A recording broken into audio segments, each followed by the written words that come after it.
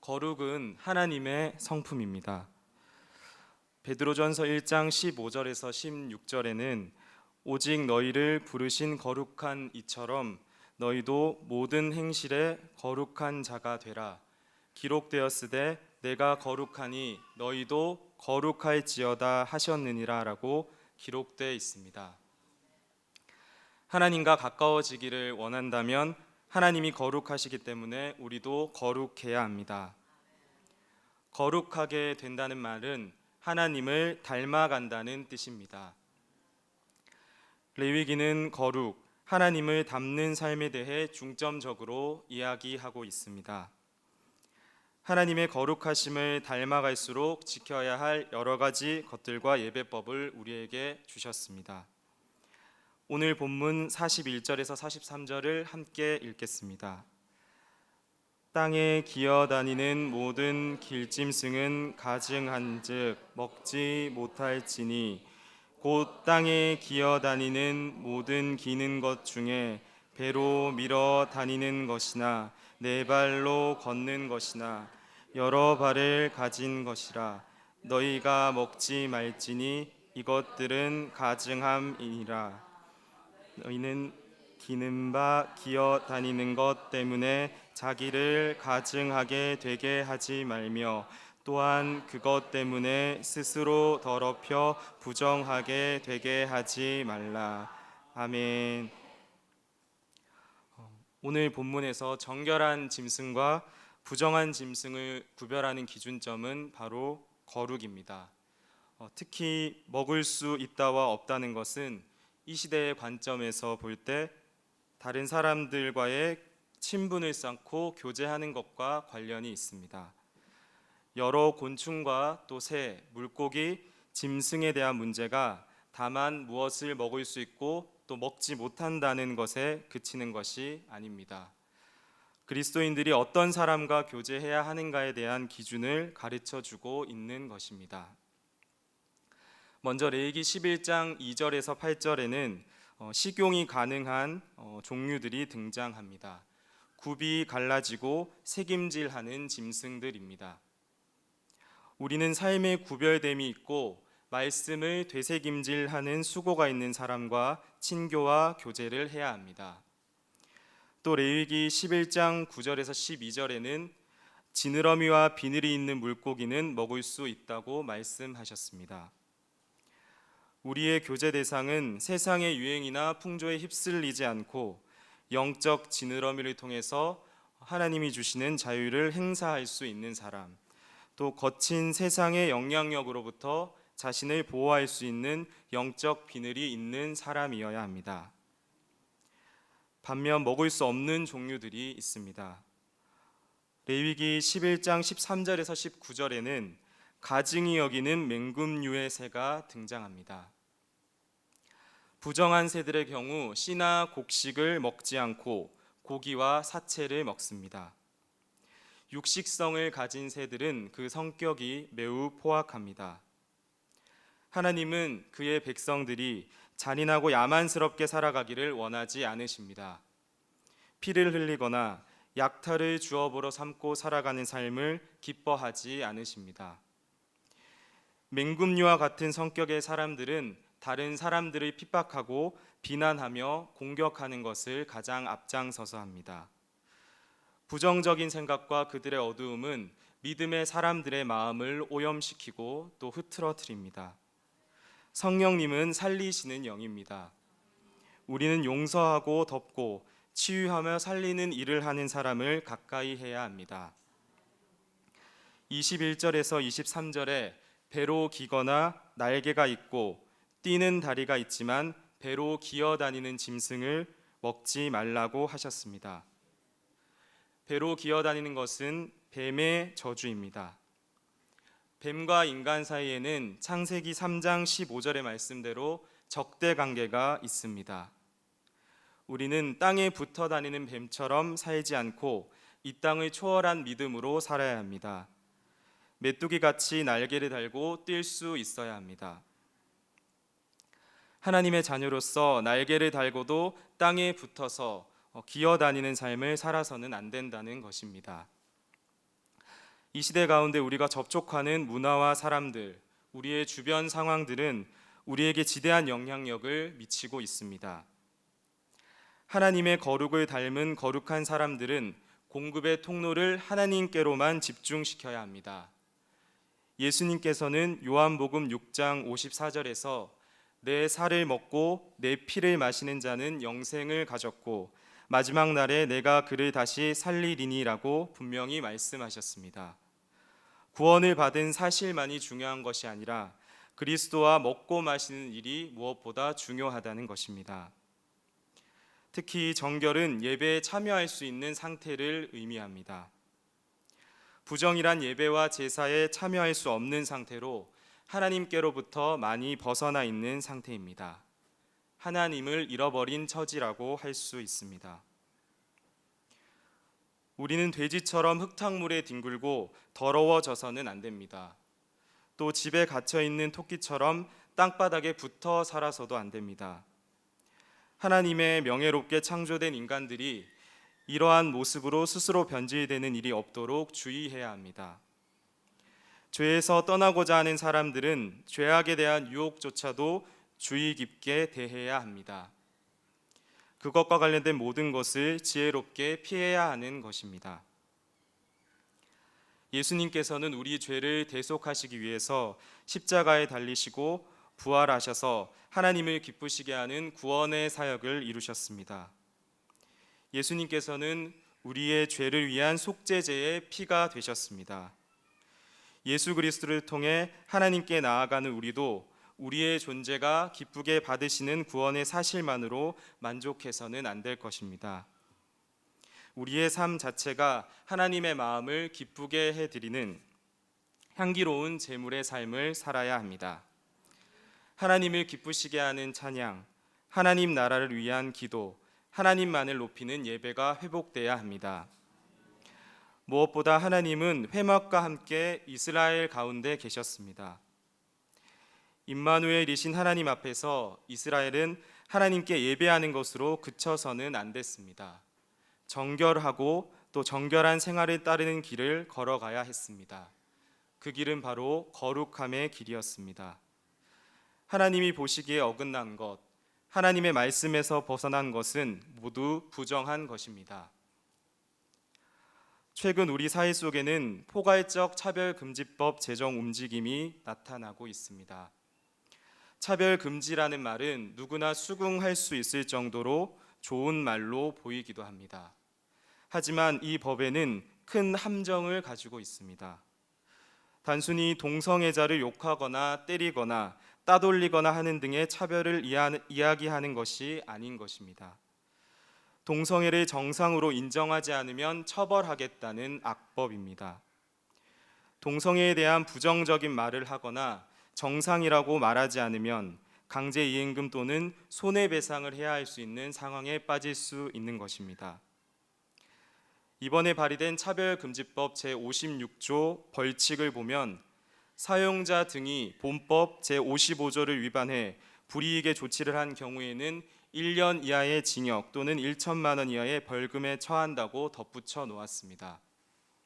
본법 55조 불이익 조치의 금지를 보면 사용자 및 임용권자, 교육기관의 장은 차별을 받았다고 주장하는 자 및 그 관계자가 이 법에 정한 구제 절차 가운데 불이익한 조치를 취하여서는 안 된다고 기록하고 있습니다. 처벌을 받았다고 주장하는 자와 관련해 불이익한 조치를 할 경우에 형사처벌을 벌칙에 두고 있는 것입니다. 성경은 분명히 창세기 19장에서 소돔과 고모라의 멸망 이야기를 통해 동성애는 범죄라고 말씀하고 있습니다. 또 여자와 동침함 같이 남자와 동침하지 말라는 레위기 18장과 20장의 말씀이 분명히 기록되어 있습니다. 고린도전서 6장 9절에서 10절 말씀입니다. 불의한 자가 하나님의 나라를 유업으로 받지 못할 줄을 알지 못하느냐. 미혹을 받지 말라. 음행하는 자나 우상 숭배하는 자나 간음하는 자나 탐색하는 자나 남색하는 자나 도적이나 탐욕을 부리는 자나 술 취하는 자나 모욕하는 자나 속여 빼앗는 자들은 하나님의 나라를 유업으로 받지 못하리라. 아멘. 이렇듯 당시 퇴폐적인 이교 사회에 대한 사도 바울의 묘사와 바울이 분명히 말하고 있는 죄의 목록에도 동성애적 관행이 포함되어 있습니다. 지난 2016년 미국 최고의 대학 중 하나인 존스 홉킨스 대학 연구진들은 동성애는 선천적인 것이 아니라는 보고서를 발표했습니다. 이 발표의 핵심은 동성애가 선천적 특성이라고 주장할 증거가 없다는 것이었습니다.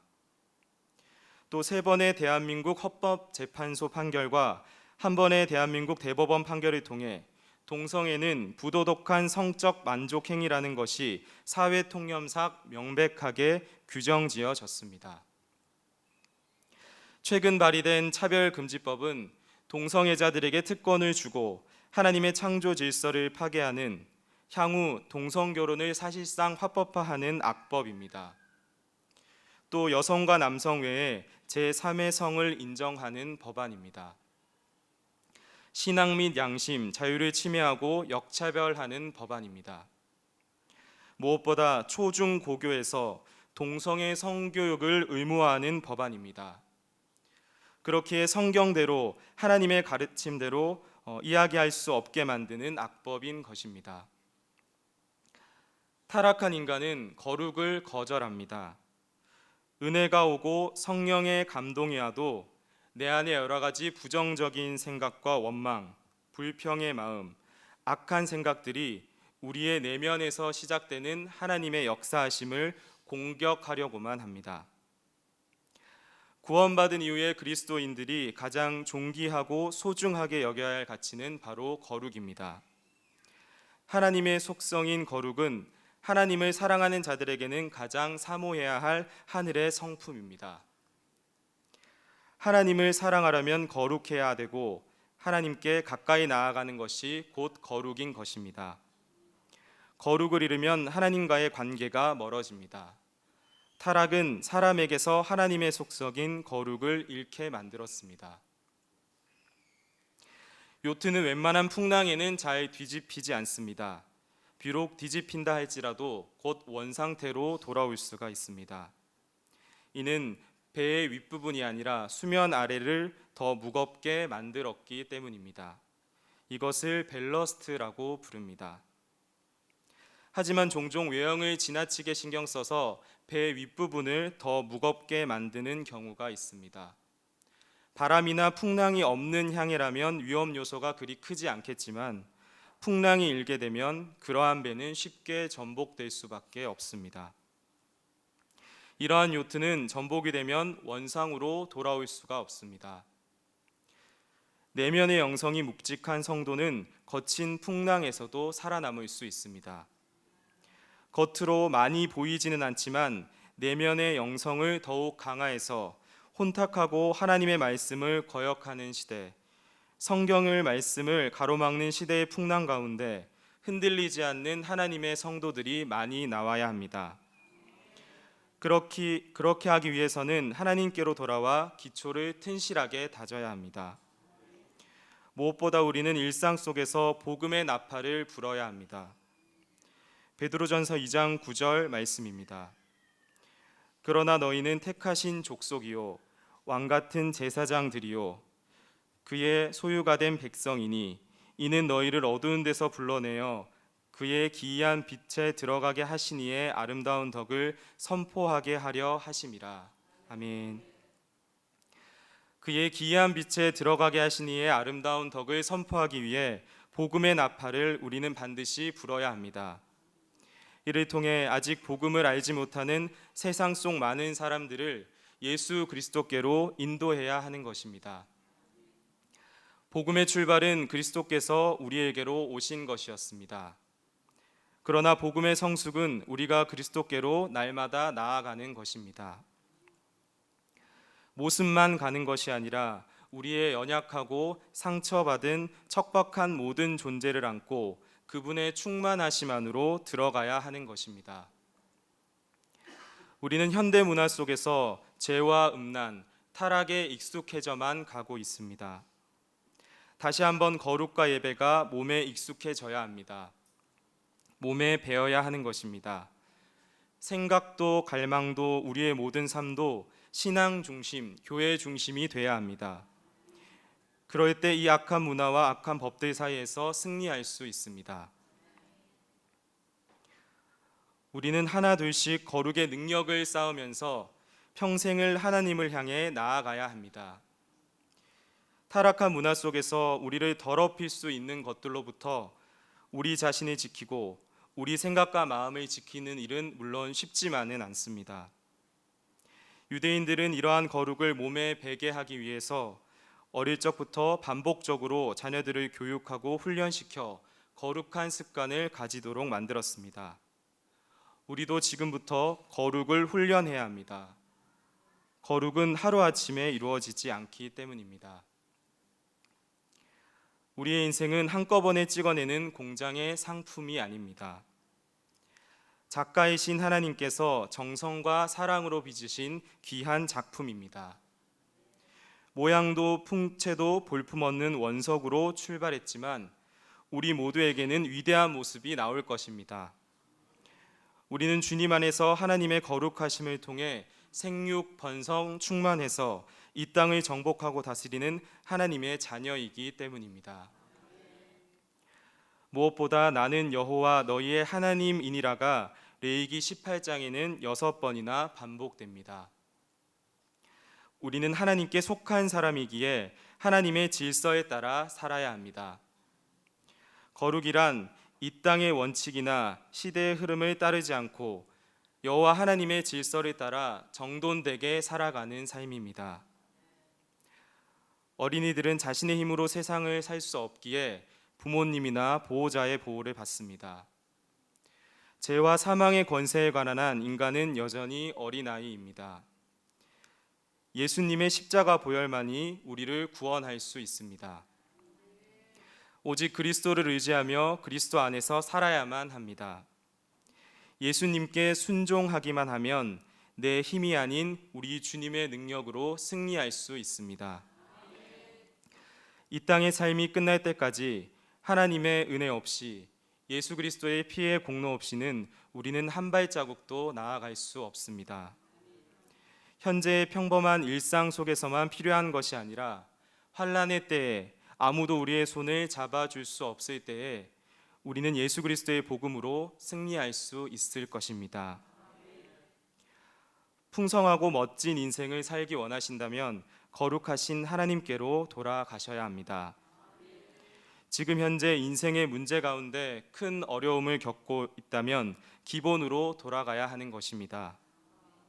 하나님이 지으신 원칙과 질서 안으로 들어가야 합니다. 아무리 좋은 기계를 샀다고 하더라도 쓰는 방법을 모르면 아무런 소용이 없습니다. 하나님의 아들이신 예수 그리스도는 타락한 죄인들에게 복음이십니다. 인간의 모든 문제를 푸는 핵심이십니다. 죄와 사망, 사탄의 힘을 해결할 유일한 방법은 예수 그리스도 오직 한 분뿐이십니다. 우리는 유월절을 통해 예수 그리스도의 피로 모든 죄의 사슬이 끊어짐을 알게 됐습니다. 또 오순절을 통해 열매들이 확산되고 복음 전파의 능력, 말씀과 성령의 능력을 목격하게 됐습니다. 사람들은 살기 좋아지게 되면 어렵고 힘들었던 시절을 자꾸 잊어버리려고 합니다. 은혜를 받았던 첫 감격도 상실한 채 쉽게 불평하고 원망하기도 합니다. 건강한 관계란 신뢰의 관계입니다.